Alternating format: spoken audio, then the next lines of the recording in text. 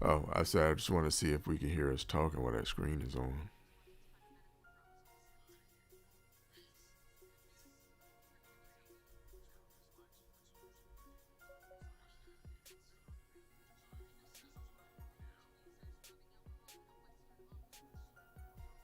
Right now, I'm still waiting for this commercial to go on.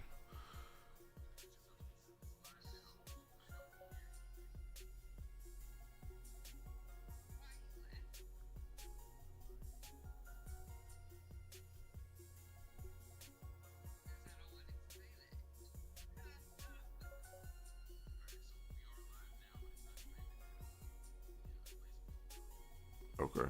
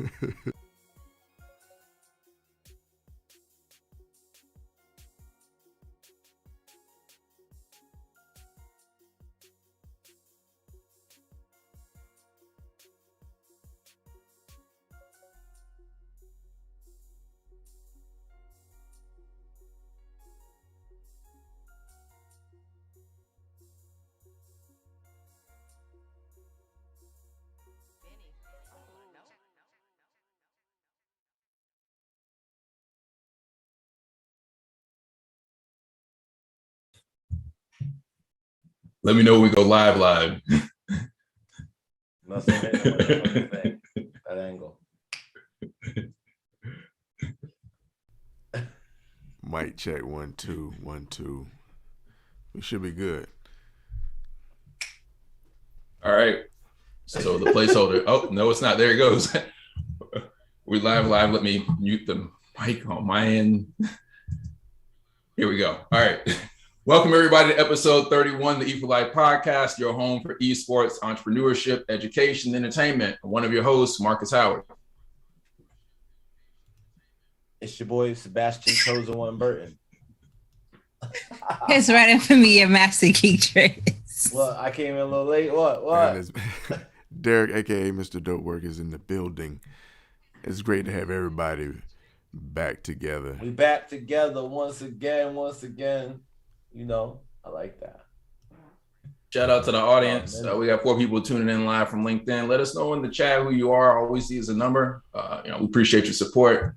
Last couple of weeks, we've actually been doing a minor segment where we brought someone in from the audience to join us. So we want to continue doing that for a few minutes, moving forward into the future. So if anybody wants to join in for 5-10 minutes, let us know what's up. Rich is in the building. Appreciate you, Rich. Dang, Rich in the building. What's up, man? Richie Rich. Rich. Rich E. Rich. Let me tell you, that was a name in the 90s that as a kid, I just thought that was the flyest name that ever existed ever. Like, especially because I was poor. It's like, who's richer than Rich E. Rich? You heard? You feel me? Like, oh, I got a lot of money. My man's name is Rich E. Rich. Oh God. Woo! It's good to be back. How have things been? Been alright. It's been alright in these streets. Yeah. I see some things have been Yo, going I'm on. still trying to figure like why is this double audio? My audio's low? No, I can hear double audio, so it's like but it might be delay. It might be you have monitoring on 2 things. That's why it might be double. Oh, I gotta go to headphones. Let's run it. Probably. Speaking of Rich, he shared with us earlier that the PlayStation Plus still has that discount. You can get Knockout City for free, I guess, till the end of the month if you have PlayStation Plus. So if you haven't done that yet, y'all check that game out. Yo, I play Knockout City a lot. I'm not gonna hold you. I play a lot. I haven't played in a very long time. It's a lot of games out. I know. So it's like, what's going to pique my interest and keep it? Nah, I get it. You the master geeker, so it's like you got to play all the games because people.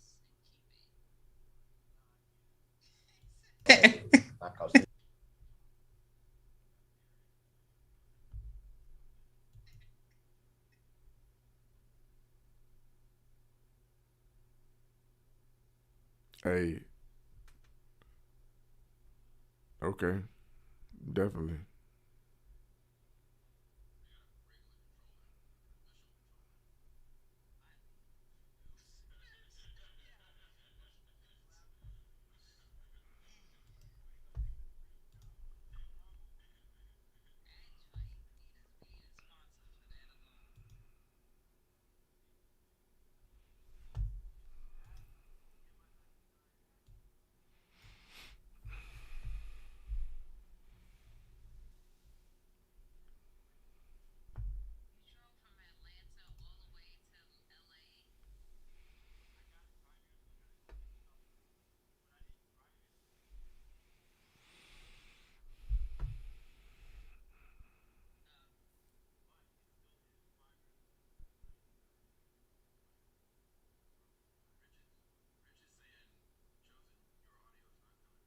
Isn't he there? My what? Yeah. But I mean, that means all three of us then. Except for Derek. All three of y'all. All three of us is not coming through. So that means that yeah, he's saying neither does, yeah, Red. It's on Derek's end, right? Yeah, it's on Derek's end.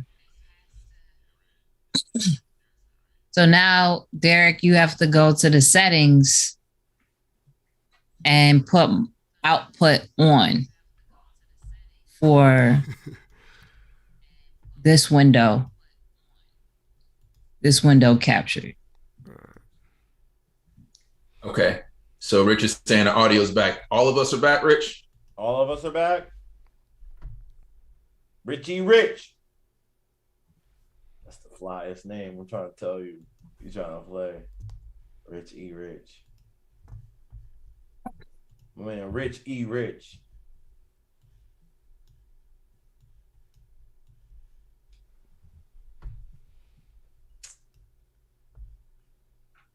So what y'all got going on in the last week? What y'all been up to?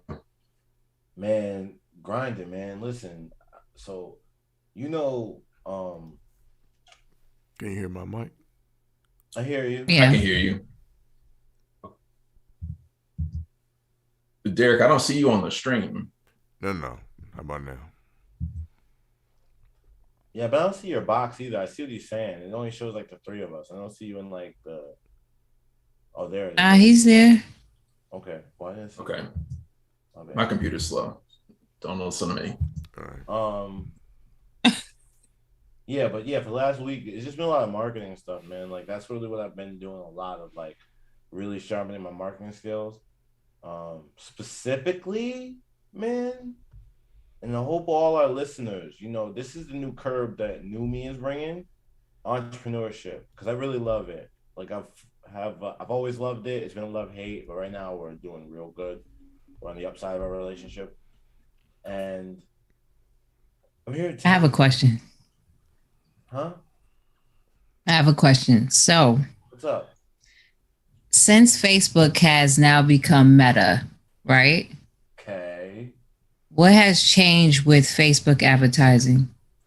I think everybody's getting ready for platforms that Facebook are going to put out that engage augmented reality. So I think when like everybody right now is looking to see what places, like something that's getting hot is Pinterest. Because like word around is that like Pinterest is going to be doing a lot of augmented, like you take a picture of something in real life and it has like augmented things around it.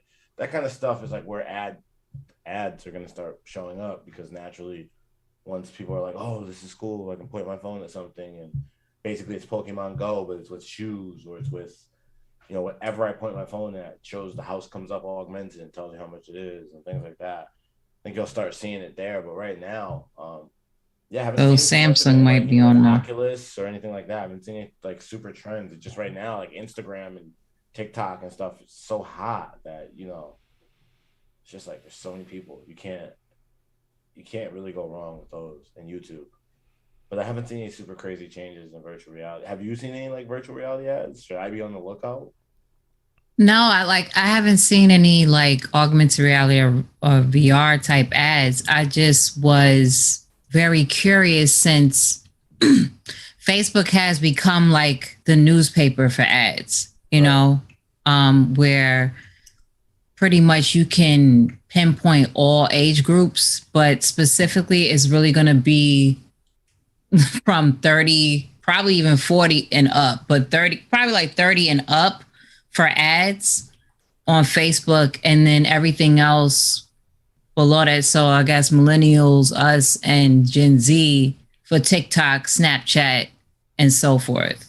Right. And then like Pinterest is really great, even amongst, you know, women. A lot of women use Pinterest. So, but I was just curious to see what's going to happen since that, you know, the whole wave is on Facebook ads. A lot of people have gained wealth off of Facebook, you know, doing advertising off of there. And it's like, okay, since things is now meta, it's involving more than just your average tradition. The new tradition is taking like another step.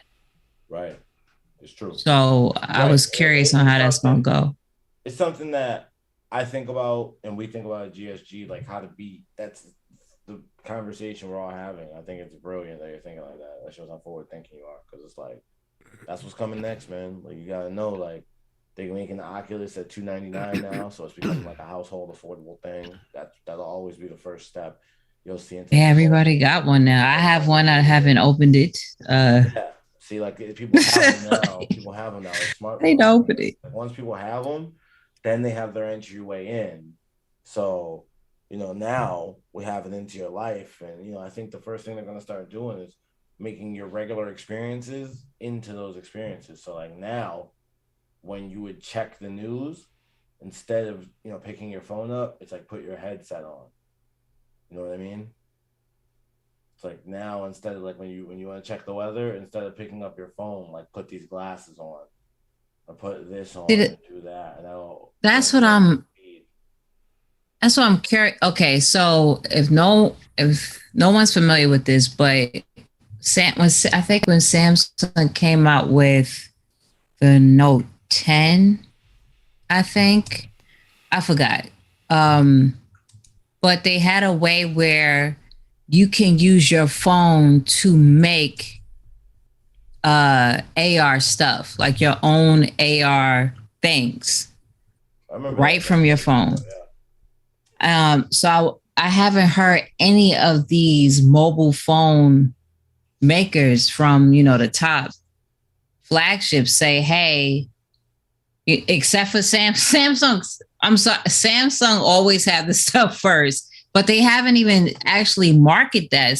You know, since metaverse has been the buzzword, I haven't really seen anybody actually go forward and say, hey, we're making it that you can make your own AR stuff at all. Like Samsung did it years ago, but they haven't even come forth and say, okay, even with the S21, they didn't even speak about that then, because it's like, okay, if people want to make ads, how can they make AR ads if they don't have the technology right in there at their fingertips to make it?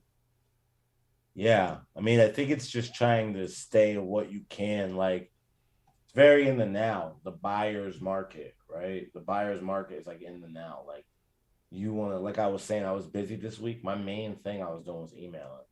Like emailing, man. Like, I don't know what, all I can tell you as an entrepreneur, and of course I tell the squad, this is us, and I tell you guys offline and online in front of people. But I feel like, as millennials, I feel like in this information revolution we're in, like, you gotta be emailing people. You gotta be like, if you have like people who are customers, leads, anything, like, to grow your business, you gotta be like contacting them. And we see how fast Facebook or YouTube goes down, and you're just kind of like out of connection with people unless you've been collecting their email, unless you've been staying in touch with them. So like, I feel like in this age we're in, like, the augmented reality thing is just a new thing. You can't really be I mean, I don't have the kind of clout at a Facebook level to like know what Facebook's going to do next. I just watch the behavior of like the public, and I'm seeing that they're making it cheap for every house. So that means all the kids are going to have it. and then we'll see what they do with it. Because once the kids make it cool, all the adults just try to figure out what the kids think is cool, and then we'll figure out where it goes from there. And someone will figure out how to run an ad there. But I think when it comes to sales, what's important to know is like it's a new thing, but in 5 years it won't be new anymore. So, just get ready for it and know that like it's not even necessarily just Facebook, right? Like they're trying to win the race, but imagine a world where Facebook doesn't win the race. Imagine a world like Marcus was saying, where another company wins the race, like someone else does it right? They're Decentraland or their whatever is right, and Facebook's, no matter how much money they spend, it's just not the one. Their 15-year run of being the bomb is just over with. Like this new phase that is augmented reality, that is virtual, that is automated, right? That is like Amazon drop show packages, and that is this. Facebook is not a big boomer in the front of that audience. Prepare for a world that's possibly like that, because maybe the next new kid could make that new thing. Like that's just like, now that's the new bully on the block because they're just unstoppable. Look at TikTok in the last 2 years. What? Yeah, I think Facebook recognizes that, right? I think, announcing that their meta is them trying to get mind share because they're having to play catch up, right? If you think back 2018, Facebook banned all cryptocurrency ads, right? You couldn't advertise you were doing a crypto or an ICO or any of that. And then coincidentally, a couple years later, they're trying to launch their own thing, Libra. And then obviously there were so many issues with that, and Congress, is rightfully so, has a lot of apprehension about them being in the metaverse. But they've had this opportunity. Blockchain and crypto and NFTs have been around for 12 years, and they only really got excited about it, really when they announced this new name changer 2 or 3 years ago. So you're right. I think it is time for someone else, and hopefully it's a community of people. Because what I've seen is like the metaverse professionals, the thought leaders, are almost kind of like banding together against Facebook because they don't want it to be a corporate dominated metaverse. That's how you end up with kind of dystopian futures like you see in Ready Player One. Yeah. And I mean, that's, it's like, it's tricky because you look at something like Activision Blizzard, right? It's like, look, this is how big companies work. If you didn't know this, another thing for you to drop onto. It's like how big companies work is like at a certain point, it's a machine and the gears is turning. And it's like, oh, there's a little rock in this gear.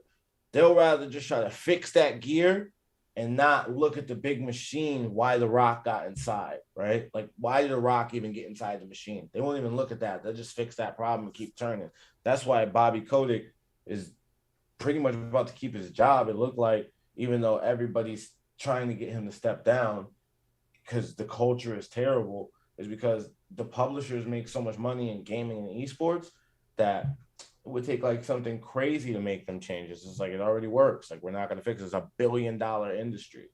And so that's what I feel like, I think about with crypto as well, is like, you look at the people who are just taking over from the top. I want it to be a community, but I also see like, you look who's taking from the top. It's like crypto.com, I mean, I don't even know what their service is necessarily. Like, I couldn't necessarily describe it to you.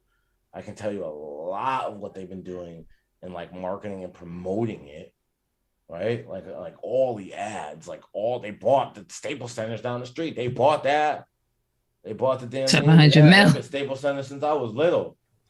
So, I mean, I see the fortune favors the bold. I get that. It's a good attitude. And Chris Reed off LinkedIn, shout out to Chris Reed.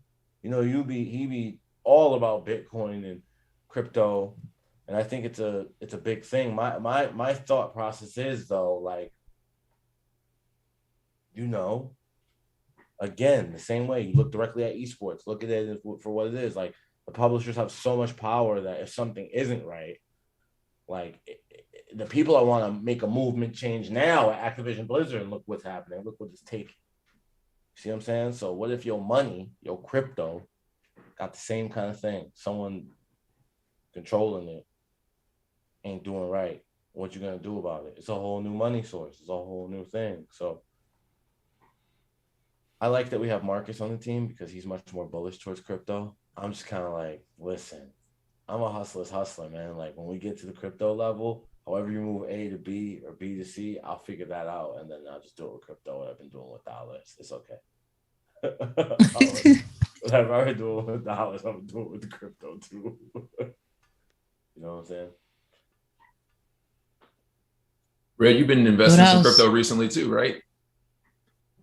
Yeah. Learning too. That's dope. I've been learning, trying to figure out these different coins. And then, of course, because of Gerard, learning about Saitama, what they've been doing, what's been behind it. So I remember, a long time ago when you was having your class on crypto, you was like, nah, that Doge, what was it? Was it the Dogecoin or whatever? He was like, it's not backed by anything. And so when I got to learn more about Saitama and seeing who's behind it, and there's an actual face to it, because a lot of these coins, there's no face to it. Like with anyone, you don't even know who started it up or anything like that. So learning about the white paper and seeing who's the developers. Sometimes you don't even know who the developers are.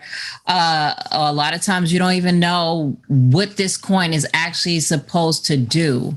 You'll have those meme coins out there that is just a pump and dump situation. It's not really contributing to anything societal, so it could be everlasting. So learning more about a coin that is supposed to have passive income all the time, to actually be involved with other infrastructures like medicine or education, that's when I know, like, okay, this is going to work. It's just like with a company, I'm like, okay, this is going to make sense. This is going to work because they're involved in so much stuff instead of just being involved with one thing.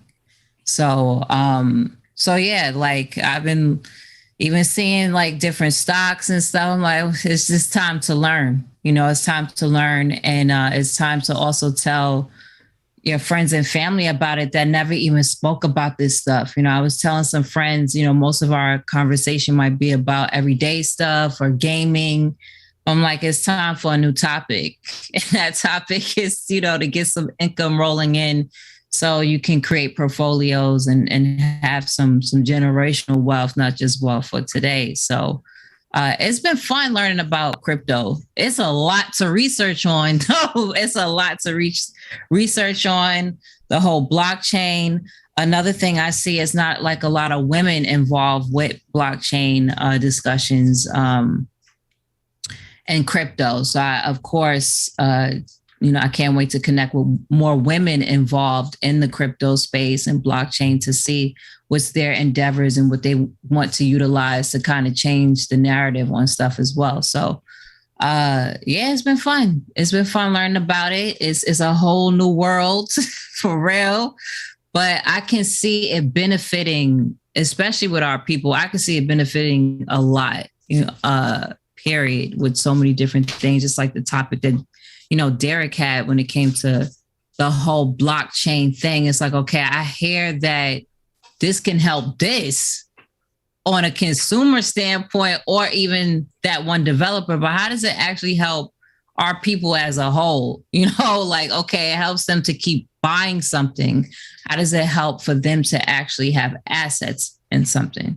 So I was like, that was, it's a great point. And then that's where the educational thing comes in. So that's why I love, not only our platform, but other platforms too. For example, like Earn Your Leisure, who they continuously like, okay, this is the entry level on how to do something, the middle part and the advanced part too.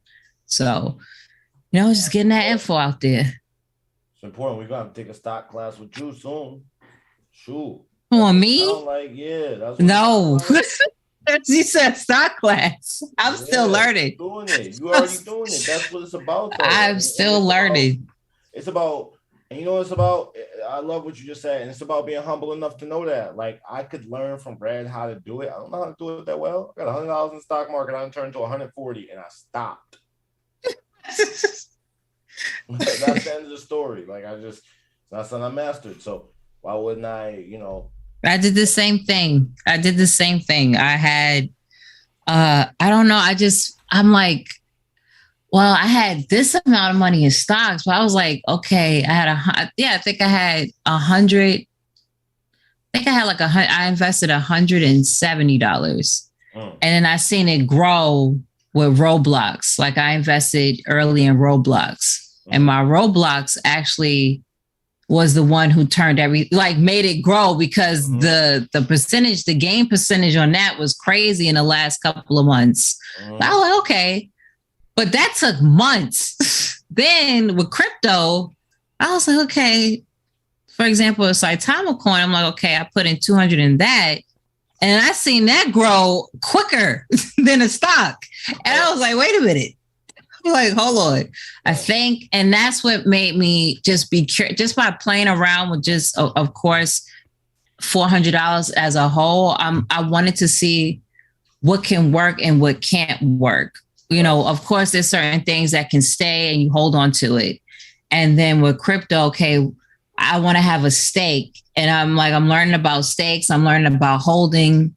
Hip hop has taught me so much dealing with that just by him learning himself. And I'm learning from him. You know, that's how it's supposed to be. How it's supposed to go. And yes, something like okay. Okay. What I'm saying. So yeah, having an early stake and not automatically, because people nowadays are so reactionary on a lot of stuff. You know, we see it from somebody might tell you something in 140 characters, and it's like, well, we don't know how the tone was. You know, pump your brakes a bit and kind of take it in before you just react to it so quick. And I see that even with investing in crypto, you know, one person to see this one article in something and they just they just sell. And then they just lost their placement that they had. They placement they had 6 months ago. But if they just would have had just pumped their brakes and just see how everything will turn over in the next week to get more information off of that, because people create any media news story that they want to create from countless news sources, and you'll think it's the real thing because, okay, damn, it's 5 people reporting on it, 5 outlets. But then once someone debunk everything, you like, damn, I just sold a lot. I just lost my stake.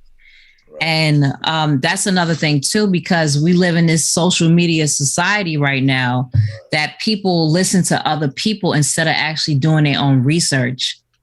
So and anything financial, you got to do your own research. Yes. You should always do your own research. And I would imagine that in that stock game, it's the same way. You got to do your own research. Like, forget, no matter what course is teaching you, who's telling you, you got to dig deep and do your own research. And that's something I think our generation, I'd be wondering, like, if Cats is really doing that. You know that process? Like, you got to really just dig through, like, books, old documents, information that, like, you got to get, like, you know, the perspective of, like, what you're doing. You know what I'm saying? Like, that work that comes before you could even apply your skills. Yeah, that's nobody's doing that, right? Like, yeah, I mean, younger generation definitely is not doing that. You know what I'm saying? Like, when you look at the Squid Game, right? The show that was popular on Netflix. Yeah. Somebody made a Squid Game token, a crypto, right? And it was a pump and dump. Like, it wasn't even the people who had the IP. They just made their own token. Right. And I think they raised $2.1 million, and it was gone within minutes. It was a rug pull. Like, as soon as they launched it, everybody was like, oh, Squid Game is popular on Netflix. Everybody put their money in. Then the developers took all the money out, like sold all their stake. And like you said, nobody's doing their own research. Nobody's doing it. Now everybody's like, the Squid Game is popular. I'm putting money into it. That's crazy. Is that bad? Yeah, because I think that like to be long-term successful, you're actually going to end up having to be nice. Like, you might be able to flip for a while. Like, let me give you an example. Like Hollywood, if you make it as an actor, the average career salary for that is like, you know, somewhere in the low 6 figures, called 120,000, right? That's the average career for it. If you gig 5-6 times a year on local level, you're gonna get, you know, 120,000. All right. And then of course there's your hand-picked people who are gonna blow up like Zendaya or Issa Rae and start making $100 million, whatever. Okay. even with those kind of odds, you will be better off to getting your actual skills up so that you can actually be needed more. Like being a skilled actor, even if it's not, you won't end up being the number one cat. You won't get a lot of work because you better at the job. Then you was hot for the moment, and then your ass not hot no more. Because let me tell you something, Hollywood is down the street from me, and it's paved for people who was hot in 1999. I'm talking about isn't it awesome that technology gives you the ability to try pump and dump, like something like that. Yeah, like to try something like that and have an economic come up. Well, because think about it, they fucking the game up. You think you better because you got multiple emails because you're trying to get on a newsletter and get 20% off twice, and someone else chose to use it and got $2 million. Like I ain't never done that. I ain't never done that. I mean, I would say this, like, I could see they was like, hey, you did it. I would never. Like, to be honest, it's something that said, okay, this is a Squid Game coin, and you didn't do any research to make sure that wasn't really from the people. You already know that was going to be a pump and dump because one, they could get sued. So you got to hurry up, get all the money. Everybody jumped on the bandwagon because it's something cool. Like recently, I just seen a Squid Game toy. I know this is not licensed. I know it's not licensed. There's so many Squid Game toy stuff. I'm like, last time I checked, they didn't make a cartoon for Squid Games. So they didn't make a kid show for Squid Games, but this stuff is being pumped over because there's YouTube personalities. There's Squid Game games on Roblox that people created. So kids know about it just based off of that, those two things alone, because of Roblox, YouTube personalities. So these companies was like, word, they start making toys. They got the fidget toys. They got the little, I'm like, where all this stuff come from? Like, I know this is not licensed. Packaging and everything straight from China. Like, you can get your little figures and stuff. So I know something like a coin. They was like, yo, we're going to do this real quick. As soon as it get popping, what's the limit? At least they had a limit to leave because they could have lost all of that. It was like $2 million, we out. All right, next coin. Why is it's going to be another coin? Nobody knows the face to it. Mad. You know what I'm saying? As far as the hustle go, I'm definitely not. So we applaud that. Like, congratulations to the people on the other end that produced that. Or are we saying, damn you? I mean, it's decentralized for that stuff to happen. But I don't know if you could last in the game just to offer that. I don't know if you can. Like, I don't think that the history of me being alive don't prove that the nicest people in the game survive off of like just trying to hustle. Like, you know, say something bad like when Kobe passed away. All I seen on the corners was people selling Kobe shirts. It's like you trying to live off the times. You know what I'm saying? Like, and that's cool or whatever, but it's like that's why you trying to live off the times. You know it's not long, it's short term. You trying to live off the times. Like, you feel me? Like, and that's a constant problem I see amongst not only my people but other people, but just like, yeah, like you gotta think bigger. So if you're gonna come in the game, it's okay to come in and like figure out how to do that, but they could have thought of an actual way to incorporate. If you was thinking about that, you could think about an actual way, because this is real too. Think about an actual way to incorporate Netflix/Squid Games into an actual financial thing, and you know, get something popping that could be a long-term play instead of like you just pump and dump on a bunch of suckers. Like, did them wrong. I'm not mad at you for, you know, hey, listen, it's capitalism, it's there. Can't knock the hustle. Yeah. But it's bad for the ecosystem long term. And it's not helpful for nobody. It's not helpful for nobody because all you did was short yourself too.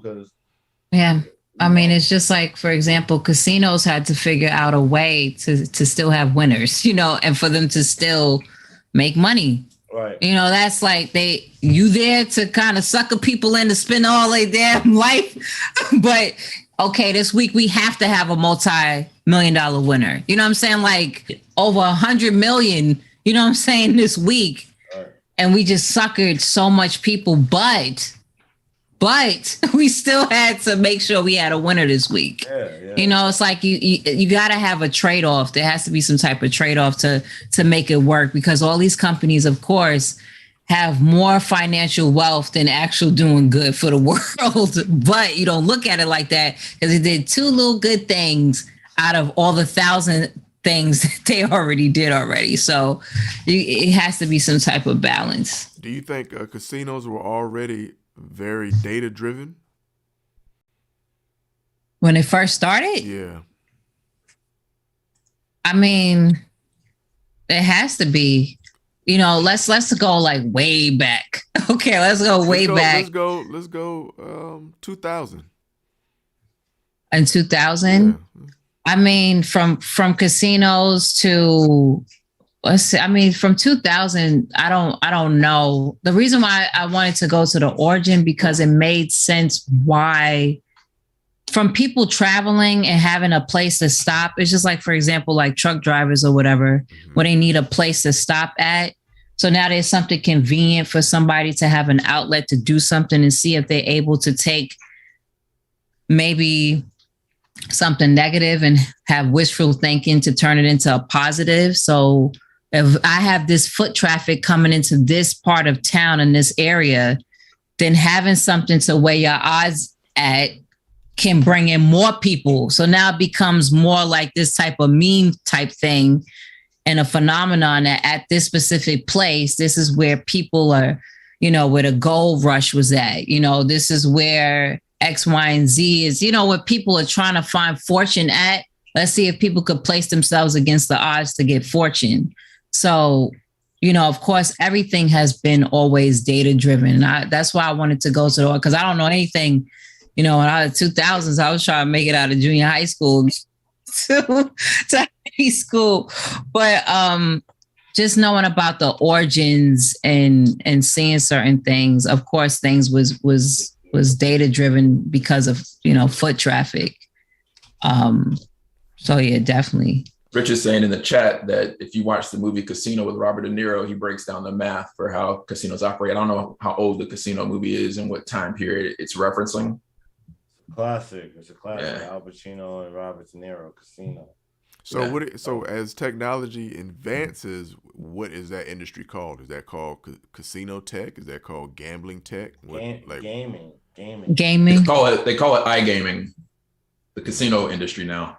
Like if they have a big conference, one of the big conferences in Malta, like the country Malta, and obviously Vegas is. I think Chris Laporte may be in the over here on the corner in the chat. So if you can add some context for that, that'd be awesome. But yeah, like when I was trying to raise money for Project MQ, like early on, I connected with an investor who was, I thought he was an esports investor, but he said he was iGaming. And then as I continued to learn more about the type of investments he was doing, the business he was doing, it was more around like purely casino.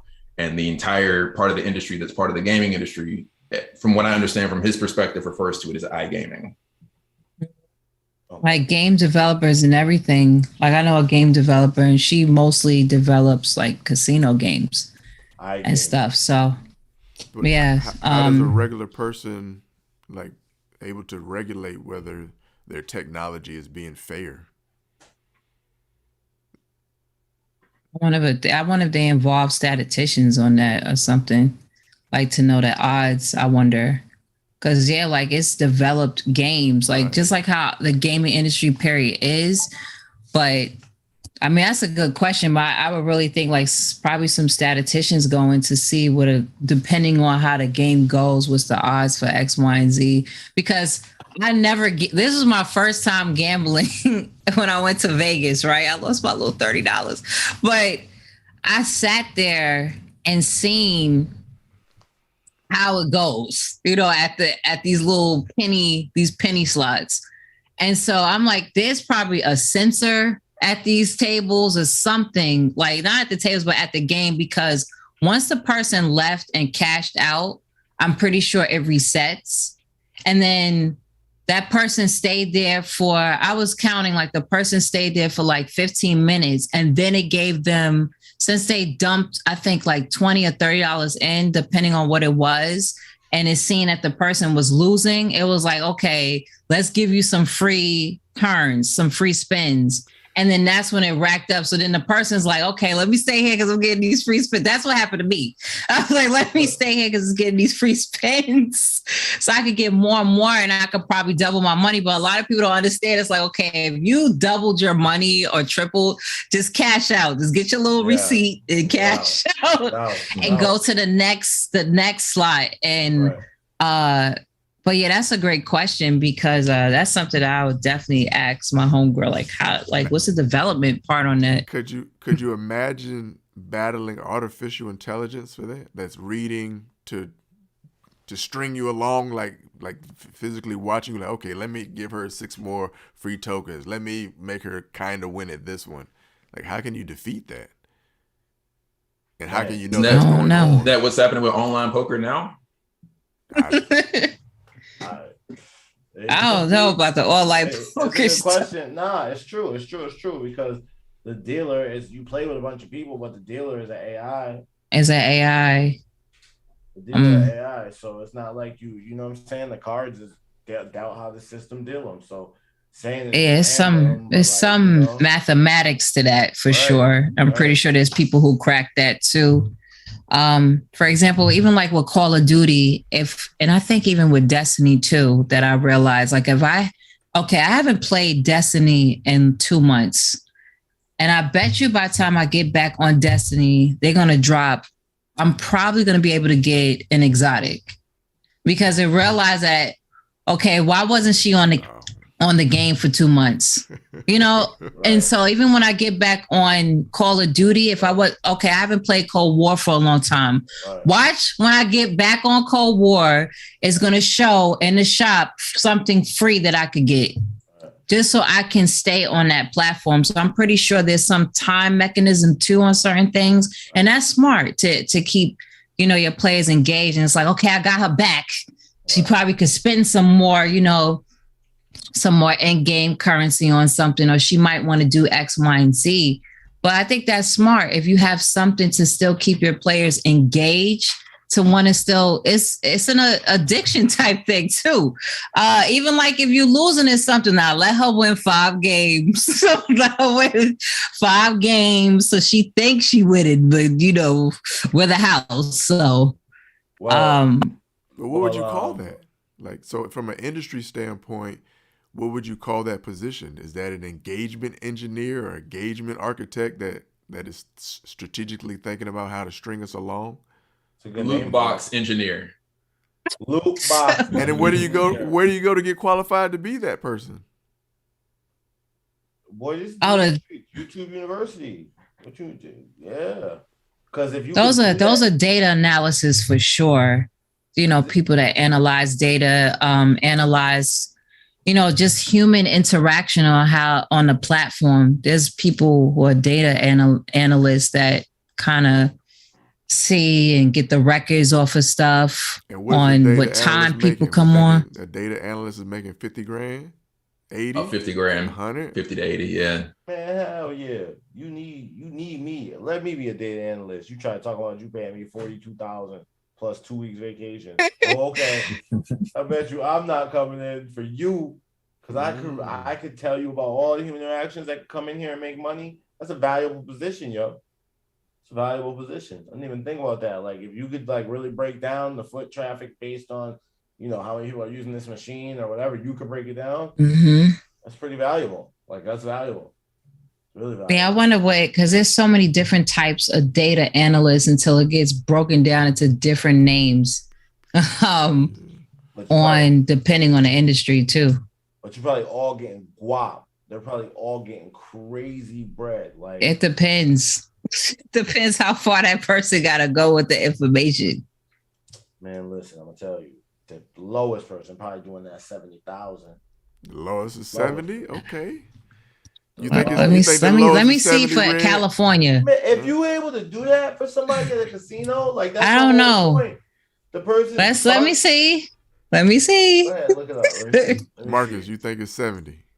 I don't think it's 70. It might be 70 in the casino industry, maybe, but data analyst jobs are not 70 across the board. They're not. Yeah. I'm talking Then about it depends on the state.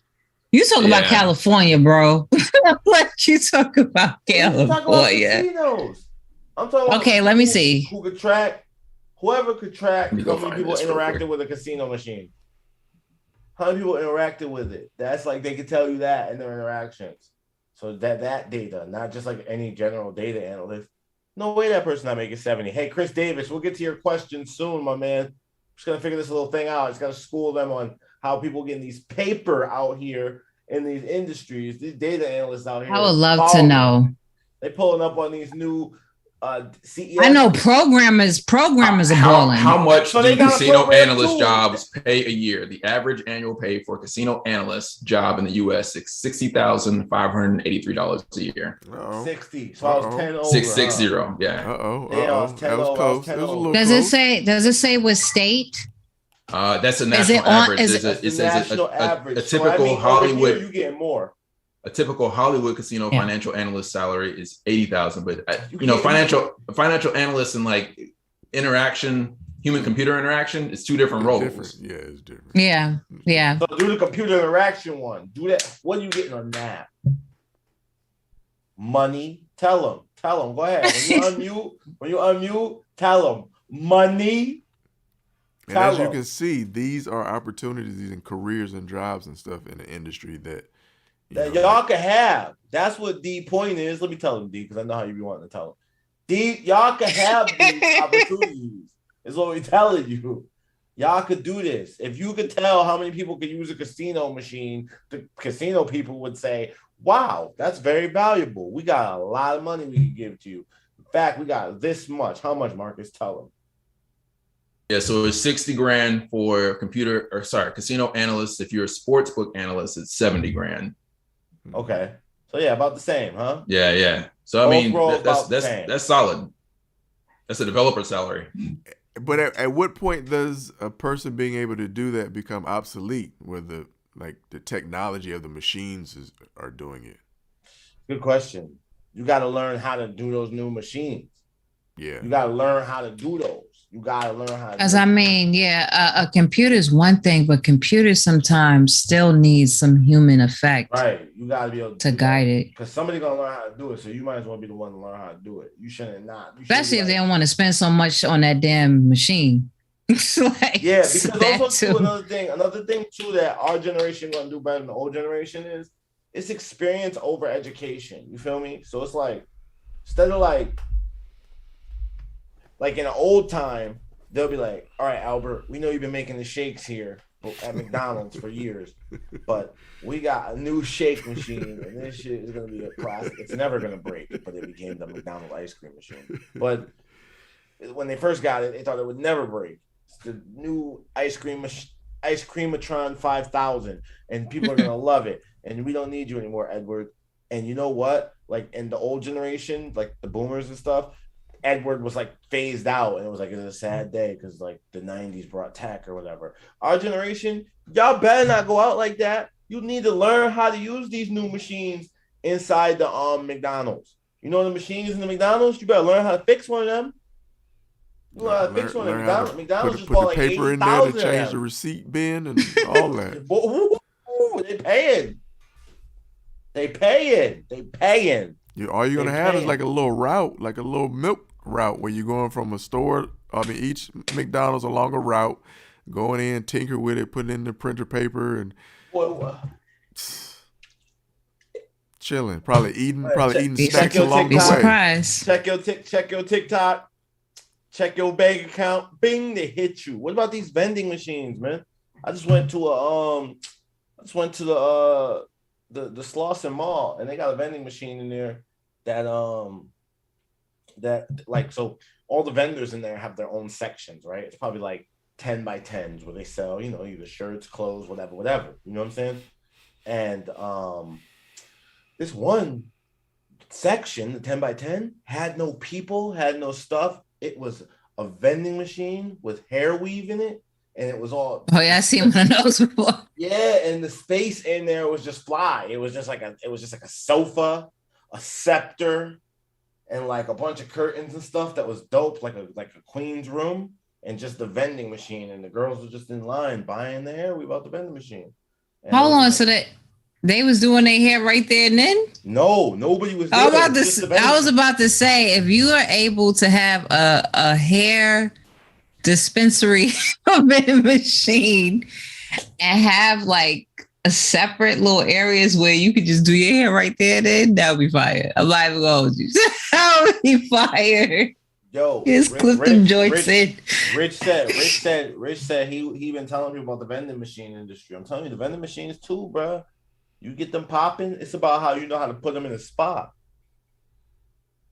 It's about how you know how to put them in a spot, because you pay $400 or $500, you're definitely gonna get that money back, right?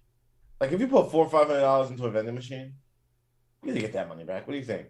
Like if you put $500 up, you gotta. The machine costs $500, then you gotta pay $200 to move it to wherever it's gonna go. But you got to figure if you put some M&Ms in there, you know what I'm talking about? The purple ones, the ones nobody's seen. That's what I would do. I would put the joints that nobody. The brownie M&Ms. You put those joints in there, and nobody had those in that area. You go back and get just quarters out of your joint. Just quarters. You just get to be the Lucky Charms, the leprechaun. Just coins falling out, Sonic. I mean, I don't know, man. I think a lot of that is going digital now, so people are just swiping. So all that has just become electronic money. That's true. You could even but I think those vending machines are expensive, huh? How much is one of those? Let me look. I'll tell you right now. Eat for life.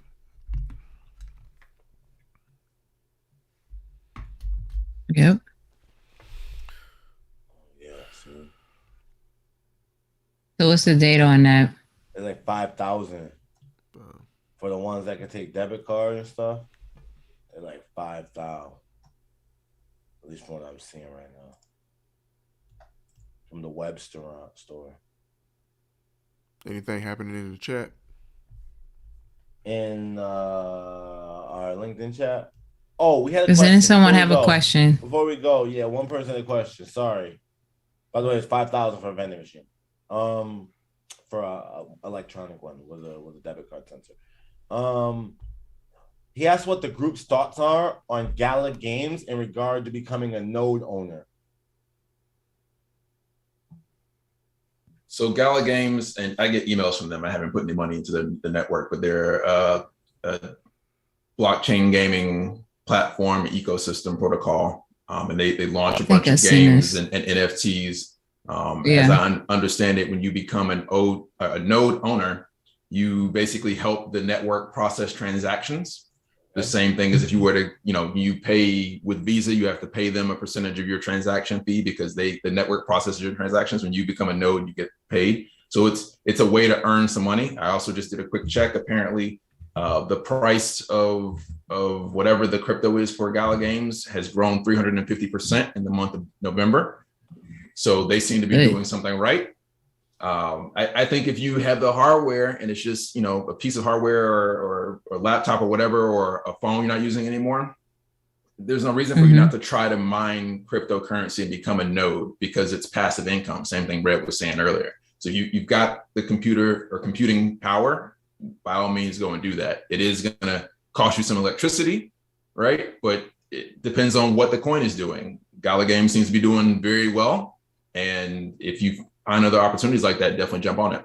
The other thing I think is a great opportunity is being part of airdrops. And I kicked myself for not doing this like 8 years ago when I got into the blockchain space. But airdrops basically is where, like, for marketing purposes, a crypto will basically distribute free coins. Just like all you have to do is like join their Twitch or their Discord or their Telegram and then send them your wallet address, and they will basically just give you free coins. So imagine if you did that with Ethereum, or maybe Ethereum's not a good example, but the CryptoKitties, right? If they were doing CryptoKitties airdrops, CryptoKitties are now selling for 6 and 7 figures a piece. You potentially could have gotten some of those when they were only worth, $100 or $200 a piece. So that's another great opportunity. But we miss those opportunities. But there's so many. There are over 1,000 cryptocurrencies, and all of them are using airdrops as part of their consumer acquisition strategy. There's actually even a website I think called like airdrops.io. I'm blanking on the name, but if you go to that, it'll tell you which cryptos are doing airdrops. So you just get yourself a wallet, sign up for all these things, and just start collecting these cryptos. Maybe some of them will take off, some of them will go to zero, but at least it doesn't cost you any money to get into the space. It didn't cost you nothing, yeah. Right. Oh, I see that right here. Yeah, airdrops.io. Airdrop.io. Marcus dropping again. Airdropping on your head. Top again. .io.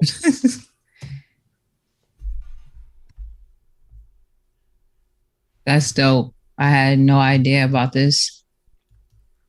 Was that the only That's question? a gem for sure. E for life, back on target, right? Giving you game that you wanted, right back. See?